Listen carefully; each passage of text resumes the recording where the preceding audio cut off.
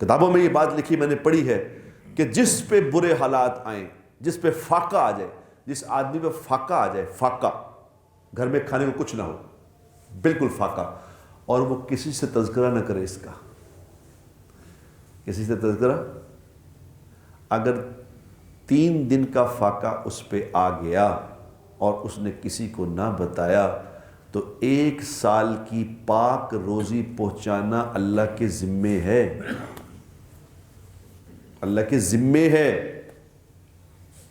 کسی کو اللہ کی شکایت نہ لگانا کہ دیکھو جس دن بھوکے مر گئے، یہ ہو گیا، اے نا، اللہ کی شکایت نہ لگاؤ کسی کو، چپ کر جاؤ، پھر دیکھو تماشا بنتا کیا ہے۔ اللہ نے یہ نہیں کہا، ہم کیا کہتے ہیں، ہم کہہ رہے ہیں یا اللہ، میں کئی لوگوں کو کہتا ہوں تبلیغ میں چلو میرے ساتھ، تو کہتا ہے بس دعا کرو کوئی ایسا حالات ہو جائیں کہ مال آنا شروع پھر تڑے نال ہی ہے انشاءاللہ۔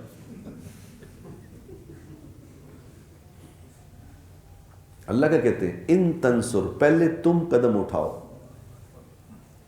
پھر میں تمہاری مدد کروں گا، پہلے تم دین کی مدد کرو، تمہاری مدد کروں، تم چل کے میری طرف آؤ، میں دوڑ کے تمہیں لے لوں گا۔ اللہ نے نہیں کہا کہ میں تمہیں پہلے دوڑ کے لے لوں گا،